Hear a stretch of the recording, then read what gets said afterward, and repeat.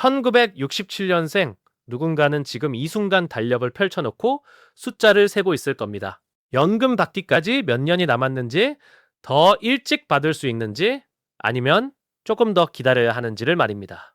그런데 그 선택 하나가 평생 수천만 원의 차이를 만들어낼 수 있다는 사실 알고 계셨나요? 오늘은 1967년생, 1968년생, 새 출생 연도가 국민연금을 언제, 어떻게, 얼마나 받을 수 있는지를 아주 꼼꼼하게 풀어보겠습니다. 새 출생 연도는 겉으로 보면 비슷해 보이지만 수령 나이와 전략이 미묘하게 다릅니다. 먼저 가장 기본이 되는 정상 수령 나이부터 확인해 보겠습니다. 시작하기에 앞서 구독과 좋아요 눌러주시면 영상 제작에 큰 힘이 됩니다. 1967년생과 1968년생은 만 64배부터 국민연금을 정상 수령할 수 있습니다. 반면 69년생부터는 만 65세가 기준이 됩니다. 딱 1회 차이인데 수령 시작 나이가 달라지는 겁니다. 1967년생은 2101년, 1968년생은 2014년부터 연금이 시작됩니다. 이 세 연도의 차이가 왜 중요하냐면 조기 수령과 연기 수령 전략의 출발점이 달라지기 때문입니다. 연금이라는 건 단순히 나이가 되면 자동으로 들어오는 돈이 아닙니다. 직접 신청해야 하고 언제 신청하느냐에 따라 받는 금액이 평생 달라집니다. 이 새 출생 연도는 지금 이 순간에도 정년 이후의 소득 공백을 고민하고 있는 가장 뜨거운 세대입니다. 국민연금 하나만 믿고 노후를 설계하기엔 턱없이 부족하지만 그 연금조차 제대로 챙기지 못하면 노후는 더 힘들어집니다. 그러니 오늘 이 영상을 끝까지 보시고 본인의 상황에 맞는 최적의 전략을 가져가시기 바랍니다. 조기 수령이라는 단어는 달콤하게 들립니다. 기다리지 않아도 되고 당장 현금이 생기고 오래 받을 수 있을 것 같은 느낌을 줍니다. 그런데 실상을 들여다보면 이 달콤함에는 아주 쓴 함정이 숨어 있습니다. 조기 수령을 선택하면 정상 수령 나이보다 일찍 받는 대신 1달당 0.5%, 1년당 6%씩 연금액이 깎입니다. 최대 5년을 앞당기면 30%가 영구 감액됩니다. 1967년생 기준으로 만 64세에 받을 연금이 월 100만 원이라면 만 59세에 조기 수령을 시작하면 평생 70만 원만 받는 겁니다. 이 30만 원의 차이는 단 한 번의 선택으로 죽을 때까지 따라다닙니다. 조기 수령이 가능한 나이는 출생 연도별로 다른데 67년생과 1968년생은 만 59세부터 1969년생은 만 60세부터 신청이 가능합니다. 단 신청 시점에 소득이 없거나 월 소득이 일정 기준 이하여야 합니다. 2006년 기준으로 월 평균 소득이 약 360만 원을 초과하면 조기 수령 신청 자체가 불가합니다. 그러니 아직 일하고 있는 분들은 조기 수령 신청 전에 소득 조건을 반드시 확인해야 합니다. 그렇다면 조기 수령이 절대적으로 불리하기만 한 것이냐? 꼭 그런 것도 아닙니다.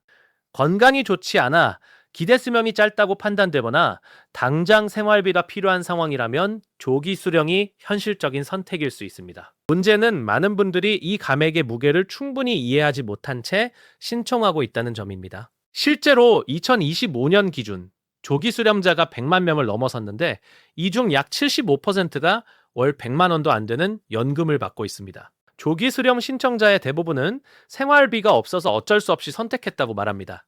이 숫자가 말해주는 현실은 냉혹합니다. 연기 수령은 조기 수령과 정반대의 전략입니다. 정상 수령 나이보다 늦게 받는 대신 매달 0.6%, 1년에 7.2%씩 연금액이 올라갑니다. 최대 5년을 미루면 36%가 가산됩니다. 월 100만 원짜리 연금이 5년을 기다리면 346만 원이 되는 겁니다. 1967년생이 연기 수령을 선택한다면 만 98년생도 마찬가지로 만 90까지 연기할 수 있습니다. 1969년생은 만 70세까지 연기가 가능합니다. 연기 수령의 손익분기점은 보통 연기 시작 후 12년에서 12년 사이에 형성됩니다. 즉 1967년생이 만 69세에 연기 수령을 시작했다면 만 80세에서 만 81세 사이의 정상 수령 총액과 같아지고 그 이후부터는 연기 수령이 유리해집니다.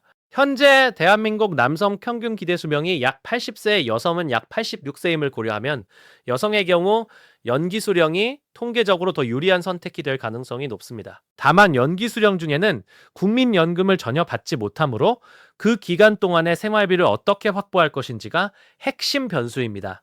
퇴직금, 개인연금, 부동산 임대 수입 등 다른 소득원이 있는 분들에게 연기 수령은 매우 강력한 노후 소득 증폭 전략이 됩니다. 반면 다른 소득이 전혀 없는 상황에서 연기 수령을 선택하면 그 5년간의 공백이 오히려 더 큰 재정적 위기를 만들 수 있습니다. 전략이라는 건 언제나 내 상황에 맞아야 진짜 전략입니다. 2026년부터 국민연금 제도가 크게 바뀌었고 이 변화는 새 출생연도 모두에게 직접적인 영향을 줍니다. 가장 중요한 변화 중 하나는 재직자 노령연금 감액 기준의 완화입니다. 기존에는 월 소득이 약 309만 원을 넘으면 연금이 깎였는데 2006년 6월부터는 월 소득 995만 원 미만까지는 감액 없이 전액 지급됩니다. 이 말은 연금을 받으면서 일을 하더라도 예전보다 훨씬 더 많은 소득을 올릴 수 있게 되었다는 뜻입니다. 또 하나의 중요한 변수는 건강보험료입니다. 국민연금을 수령하기 시작하면 피부양자 자격을 잃을 수 있습니다. 현재 건강보험 피부양자 유지 기준은 연소득 2천만 원, 즉 월 약 117만 원입니다. 국민연금 수령액이 이 기준을 넘으면 피부양자에서 탈락해 지역가입자로 전환되고 건강보험료가 폭탄처럼 늘어납니다.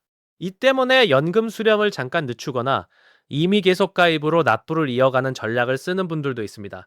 실제 사례를 보면 1968년생 김 씨는 만 64세에 정상 수령을 시작했다가 건강보험료로 월 20만 원이 추가로 나가 실질 수령액이 줄었다고 말합니다. 반면 1967년생 이 씨는 배우자의 직장건강보험에 피부양자로 등록된 상태라 연금 수령 시점을 조절해 피부양자 자격을 유지했습니다. 같은 출생연도라도 가족관계와 소득 구조에 따라 최적 전략이 완전히 달라질 수 있음을 보여주는 사례입니다. 또한 납부 기간이 부족한 분들은 추납 제도나 임의 계속 가입을 반드시 검토해야 합니다. 만 60세 이후에도 자발적으로 보험료를 내면 최대 만 65세까지 가입 기간을 늘릴 수 있고 이는 연금액을 직접적으로 높이는 가장 확실한 방법입니다. 결국 국민연금 수령 전략의 핵심은 3가지로 정리됩니다.